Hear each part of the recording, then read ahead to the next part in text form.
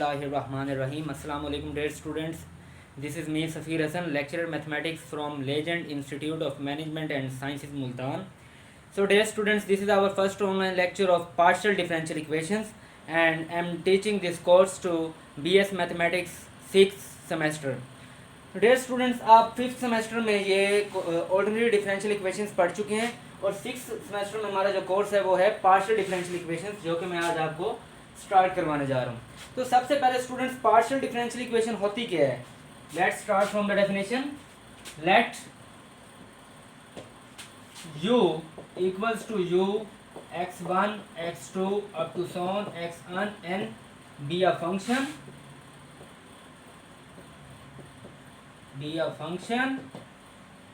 of n independent variables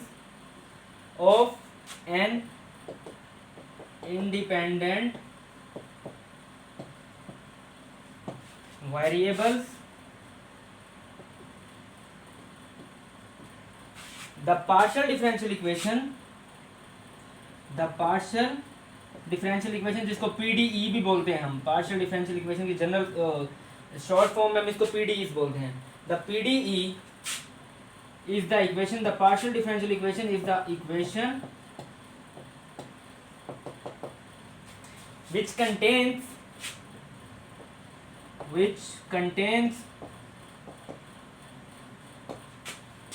the independent variables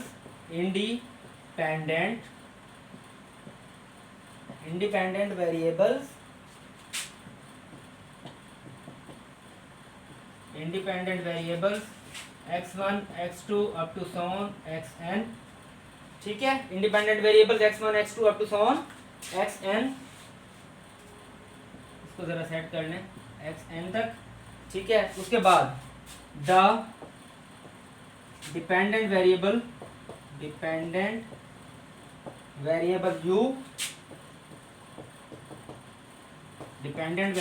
u and their partial derivatives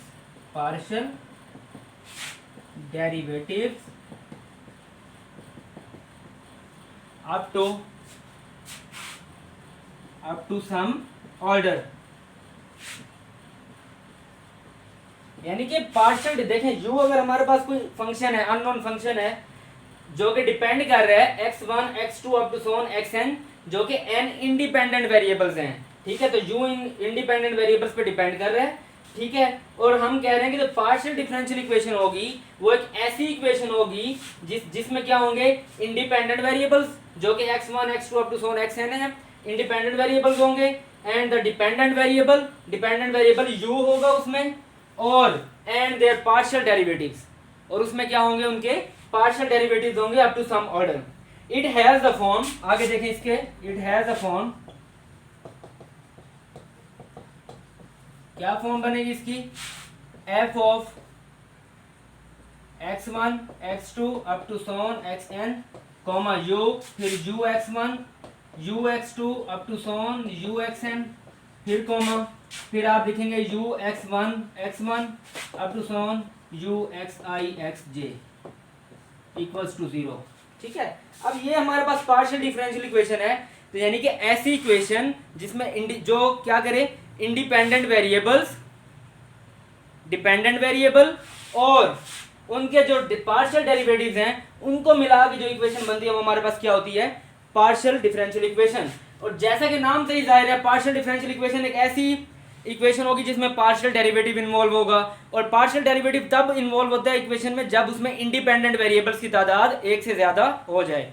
ठीक है students, तो next हम देखते हैं, देखें पार्शियल, आज हम सीखेंगे कि linear first order partial differential equation को सॉल्व कैसे करते हैं. बेसिकली इसके 3 मेथड्स हैं. वैसे तो इसकी जो फेमस है वो है हमारे पास लैग्रांज फार्मूला, लैग्रांज फॉर्म, उसके बाद है first standard form, second standard form, third standard form. इस तरह आगे चल रहे हैं, 3 से 4 मेथड्स हैं जो मैं आपको इसके बेसिकली करवाऊंगा. ठीक है, तो आज हम सीखेंगे कि how to solve a linear first order partial differential equation by Lagrange form. Lagrange form से हम इसको कैसे सॉल्व कर सकते हैं. तो उसके लिए लैग्रांज फॉर्म पहले होती क्या है, जरा इसको देखते हैं. इसको मैं रेज करने लगा हूँ। लैग्रांज फॉर्म क्या होती है? लैग्रांज फॉर्म क्या होती है? क्या क्या होती है लैग्रांज फॉर्म? लैग्रांज फॉर्म, इसका मैं थोड़ा ओवरव्यू दे देता हूँ, फिर हम क्वेश्चन की तरफ चलेंगे और उसमें आपको बेहतर समझ आएगा कि सॉल्व कैसे करना है। लैग्रांज फॉर्म बेटा होती है P general form plus Q is equal to R. Basically जो स्मॉल पी इसमें है और स्मॉल क्यू किसको डिनोट कर रहे हैं? स्मॉल पी जाहिर कर रहे हैं partial Z by partial X को, स्मॉल क्यू जाहिर कर रहे हैं partial Z by partial Y को। ओके ठीक है। अब इस तरह के क्वेश्चन को हम सॉल्व करने के लिए क्या टेक्निक अपनाते हैं? हम बेसिकली लैग्रांज फॉर्म में करते क्या हैं, हम इसको सबसे पहले जो पार्शियल डिफरेंशियल इक्वेशन में जो पार्शियल डेरिवेटिव्स होते हैं इनको ऑर्डिनरी डेरिवेटिव्स की फॉर्म में कन्वर्ट कर देते हैं, देन हम उसको सॉल्व करते हैं। तो हम सबसे पहला जो स्टेप होता है हमारा वो क्या होता है स्टूडेंट्स? हम इसमें क्या करेंगे देखें, हम लिखेंगे D x by P is equal to D Y by Q is equal to D ji by R equals to some constant के हमारे पास कोई कांस्टेंट है। इस तरह हम इसको करते हैं। ठीक है, D x by D P is equal to D Y by Q is equal to D ji by R is equal to K, some constant के इक्वल इसको लेट करते हैं। तो ये लैग्रांज की जनरल फॉर्म है, स्टैंडर्ड फॉर्म है, इसको जरा आप लोगों ने याद रखना है। ठीक है, उसके बाद हम क्या करेंगे, इसकी क्वेश्चन की तरफ चलते हैं, क्वेश्चन सोल्व करते हैं, उसमें आपको मजीद क्लियर होगा। ये मेरे पास एक क्वेश्चन है जो कि क्या है, जिसमें linear first order partial differential equation है और उसको हमने क्या करना है, सोल्व करना है। y minus Z U X plus Z minus X U Y plus X minus Y U Z is equal to 0। बेटा इसको सॉल्व करेंगे हम, किस तरह सॉल्व करेंगे इसको? देखिए लैग्रांज फॉर्म के मुताबिक अगर मैं इसको कंपेयर करूं लैग्रांज फॉर्म से तो ये क्या बनेगा, यहाँ पर ये जो मेरे पास y माइनस जी है ये क्या है, p है, ये v माइनस एक्स क्यू है और ये x माइनस वाई हमारे पास क्या है, r है बेसिकली। ठीक है, तो बेटा आपने इसको किस तरह सॉल्व करना है, हमने वही फॉर्म जो भी मैंने आपको मेथड बताया, हम इसको कन्वर्ट करेंगे ऑर्डिनरी डेरिवेटिव में। हम इसको लिखेंगे D X by P, P यहाँ पर क्या है y माइनस जी, तो मैं लिखूंगा D X by Y minus Z equals to D Y by Q होता है, यहाँ पर क्यू क्या है मेरे पास v minus X equals to क्या होगा D Z by R, R क्या है यहाँ पर हमारे पास x माइनस वाई, और लेट करते हैं इसको सम कांस्टेंट k के इक्वल, लेट से ये किसी कांस्टेंट k के इक्वल है। ठीक है स्टूडेंट्स, तो अब आप देखें इसको क्या करेंगे, इसको मतलब d x by y minus z भी k के इक्वल है, d Y by z minus x भी k के इक्वल है, d ji by x minus y भी k के इक्वल है। तो हम जब इन तीनों को अलग अलग सेट करेंगे k के इक्वल, एक स्टेप डायरेक्ट करने लगाऊं, तो हम क्या करेंगे, दिस इंप्लाइज हम कहेंगे कि dx हमारे पास इक्वल है ये y माइनस जी के, जब इसको dx बाय वाई माइनस जी को जब आप k के इक्वल करेंगे तो स्टूडेंट्स यहाँ पर क्या होगा, यहाँ पर होना ये है कि जी ये y माइनस जी मल्टीप्लाई हो जाएगा k से, तो यहाँ पर आएगी dx is equal to k into Y minus ji.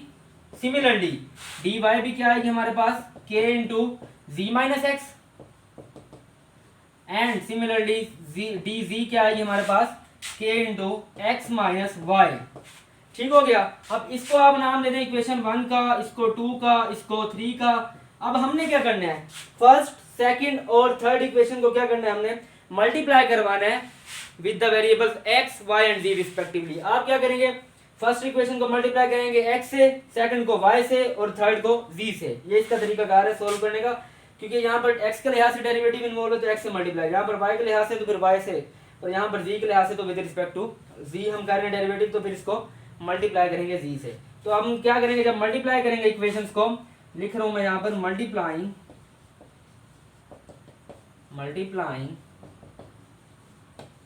Equation 1 2 3 by x y z। ठीक है, जब हम इसको मल्टीप्लाई करेंगे तो मेरे पास स्टूडेंट्स क्या फॉर्म बनेगी,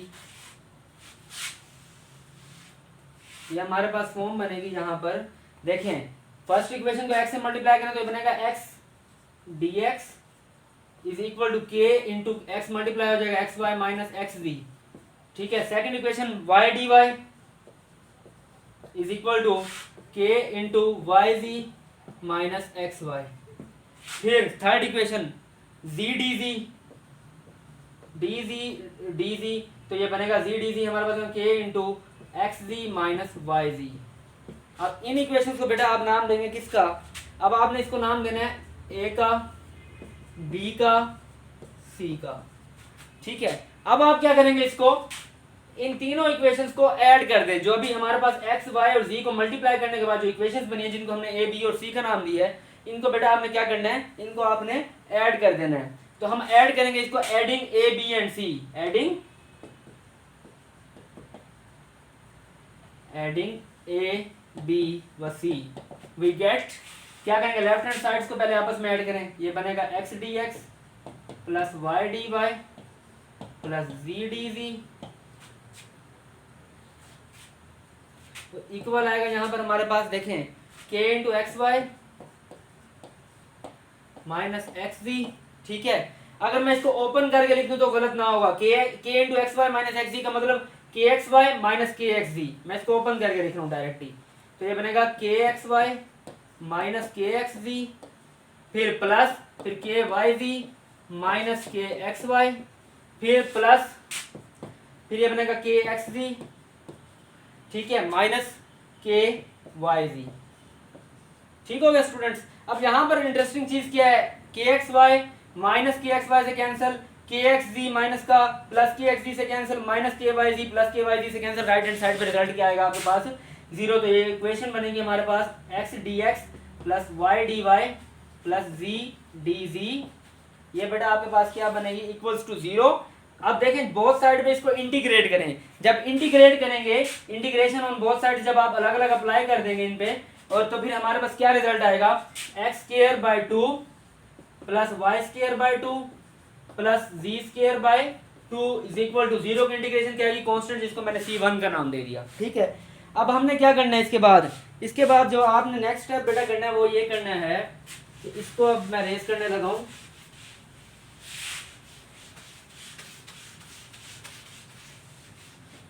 इसके बाद इस 2 से देखें, डिनोमिनेटर में 2 है, पूरी इक्वेशन को 2 से मल्टीप्लाई करें तो आपके पास क्या रिजल्ट आएगा, आपके पास आएगा जी x square plus Y square plus ji square is equal to 2 into C1 हो जाएगा। तो 2 इंटू C1 को भी मैं बस C1 ही रहने दे रहा हूं।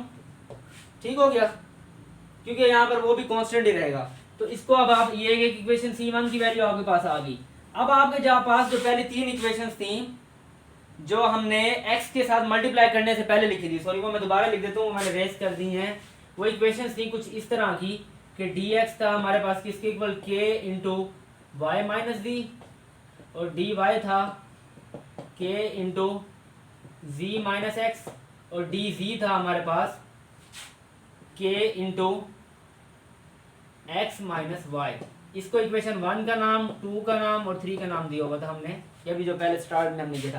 पहले हमने जो x y z को मल्टीप्लाई करने के बाद इक्वेशन बनी उनको ऐड किया, एक कांस्टेंट की वैल्यू निकाल दी। अब इन तीनों को 1 2 3 जो पहली 3 इक्वेशन थी हमारे पास, इनको हम ऐड करेंगे। इनको जब बेटा आप ऐड करेंगे तो क्या इक्वेशन बनेगी, dx plus dy plus dz equal आ जाएगा हमारे पास किसके, राइट हैंड साइड पे देखें, ये ky माइनस kz,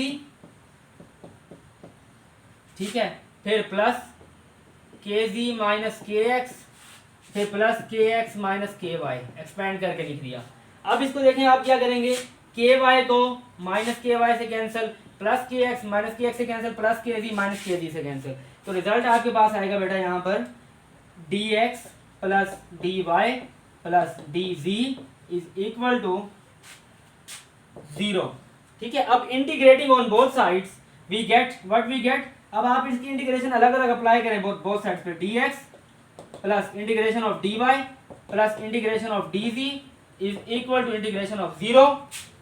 ठीक है, तो ये बनेगा, ये डेरिवेटिव इंटीग्रेशन से कैंसिल, यहाँ पर क्या आएगा x plus Y plus z is equal to 0 की इंटीग्रेशन कांस्टेंट, क्योंकि C1 पहले ले चुके हैं, तो फिर C1 ले चुके हैं, तो अब यहाँ पर आप क्या लेंगे, C2 लेंगे, तो ये C2 आ गया आपके पास। तो C2 ये हमारे पास क्या रहेगा स्टूडेंट्स, कांस्टेंट रहेगा।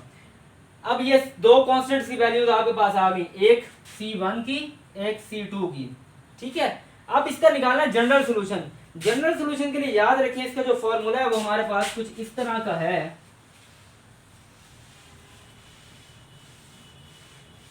जनरल सॉल्यूशन के लिए हमारे पास जो फॉर्मूला है वो क्या होता है, f of C1, C2 is equal to 0।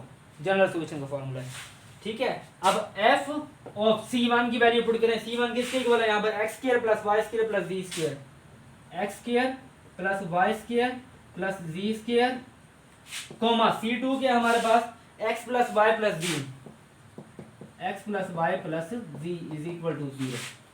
ये आपके पास जनरल सोल्यूशन आ गया इस पार्शियल डिफरेंशियल इक्वेशन का। लेकिन अब इसको कुछ लोग इस तरह भी लिखते हैं, आप इसको फर्दर मॉडिफाई करना चाहिए, आप लिख सकते हैं कि g x plus Y plus g मेरे पास इक्वल है किसके, f of x square plus Y square plus ji square के। ठीक है, या फिर आप कह सकते हैं कि एक्स स्क्वायर और x square plus Y square plus जी स्क्वायर हमारे पास इक्वल है किसके, f of x plus Y plus z के। लेकिन बहरहाल मैं आपको ये रिकमेंड करूंगा आप यहां तक ही कर लें तो सोल्यूशन आपका हो जाता है, आंसर आपका यहीं तक बहुत है।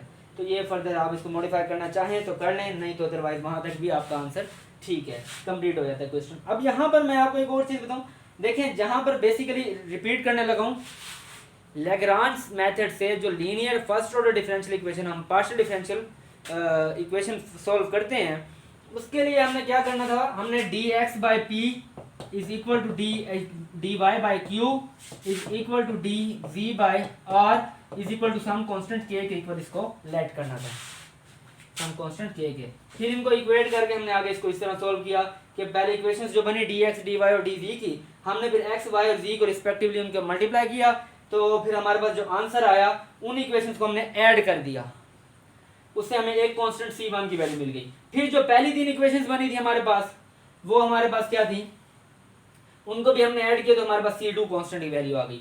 एंड में हमने क्या किया, उसको जाके इसमें पुट कर दिया। तो लीनियर जो partial first order partial differential equation होती है उसका सोल्व करने का ये तरीकाकार है, ये मेथड है उसका सोल्व करने का। मजीद ये एक और बात, अगर हम इस मेथड को मतलब मैं अगर आपको समराइज करके लिख दूं तो समराइज करके मैं किस तरह लिखूंगा इसका, कि स्टेप 1 हमारे पास आएगा, स्टेप्स बना लो आप इसके ना,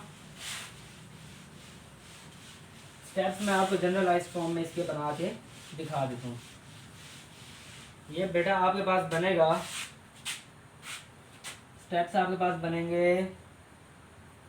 dx, सबसे पहले आपने कहना dx by p is equal to dy by q is equal to dv by r is equal to k के इक्वल कर देना है स्टेप 1 में।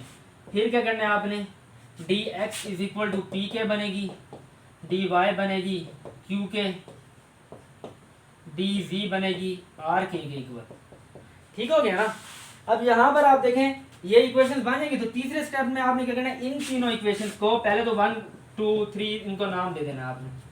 जब आप नाम ले देंगे उसके बाद आपने क्या करना है, फर्स्ट को मल्टीप्लाई करना है x से, x dx, सेकंड को मल्टीप्लाई करना है y से तो y dy, थर्ड को मल्टीप्लाई करना है z से तो z dv इक्वल्स टू, ये क्या बनेगा हमारे पास, राइट हैंड साइड पे ये बनेगा एक्स पी के वगैरह जो भी पी फंक्शन होगा जो भी आपके पास आप उसको करेंगे, फिर वाई को भी यहाँ पे मल्टीप्लाई करेंगे, जी को भी मल्टीप्लाई करेंगे, जो आंसर आएगा उन तीनों इक्वेशंस को आपने क्या करना है, इसको मैंने ए बी सी का नाम दिया था, ए बी सी का। ठीक है, अब उन तीनों को आपने क्या करना है, ऐड करना है। फोर्थ स्टेप में ऐड करना है किसको, ए कोमा बी कोमा सी को। जब आप इसको ऐड करेंगे, ऐड करने के बाद आपने क्या करना है, आपको मिल जाएगी यहाँ से कांस्टेंट C1 की वैल्यू, कुछ भी हो सकती है वो। ठीक है, उसके बाद आप जाएंगे किस तरफ, तो ये समराइज करके पॉइंट्स लिख रहा हूँ ताकि आप जो आगे क्वेश्चन सोल्व करें उसमें आपके काम आएंगे। ठीक है, तो अब उसके जब ऐड करने के बाद C1 की वैल्यू आ जाएगी, उसके बाद आपने क्या करना है, इक्वेशंस 1 2 3 को ऐड करना है। 1 + 2 + 3 करेंगे आप, इन तीनों इक्वेशंस को स्टेप नंबर 5 में ऐड करेंगे, यहाँ से आपको मिल जाएगी C2 की वैल्यू, कांस्टेंट C2 की वैल्यू। वहां से उसके बाद आपने क्या करना है, आपने करना है जी function f, sorry general solution. General solution इसका मैं लिख देता हूं, जनरल सॉल्यूशन इसका क्या आएगा, जनरल सॉल्यूशन में आप क्या करेंगे, f of C1 C2 is equal to 0, ये जनरल सॉल्यूशन का फॉर्मूला है। अब यहाँ पर आप क्या करेंगे, C1 जो कांस्टेंट की वैल्यू है वो लिखेंगे, कोमा C2 की वैल्यू लिखेंगे, इक्वल कर देंगे 0 को, या आप C1 को लिख सकते हैं equals to function of C2 और C2 को आप लिख सकते हैं फंक्शन ऑफ C1। इस तरह आपने इसको बेटा क्या करना है, सॉल्व करना है। ठीक है, तो इन 6 स्टेप्स को फॉलो करते हुए आप इसको क्या करेंगे, सॉल्व करेंगे लीनियर फर्स्ट ऑर्डर। अब आपसे कोई भी पूछे कि जी मेथड बताएं linear first order partial differential equation को सॉल्व करें बाय लैग्रांज फॉर्म, तो उसके लिए आप ये 6 स्टेप्स जो मैंने आपको बताया इसको नोट कर लें आप, इसके मुताबिक आप इसको क्या करेंगे, सॉल्व करेंगे। सो उम्मीद है आपको आज का लेक्चर स्टूडेंट्स ज़रूर समझ आया होगा इंशाल्लाह। तो मज़ीद ये है कि अगर आपको कोई क्यूरीज हों तो आप मेरे से जूम ऐप पे जब हम मीटिंग करेंगे या व्हाट्सएप ग्रुप्स में, ऑफिशियल व्हाट्सएप ग्रुप्स में आप हमसे डिस्कस कर सकते हैं।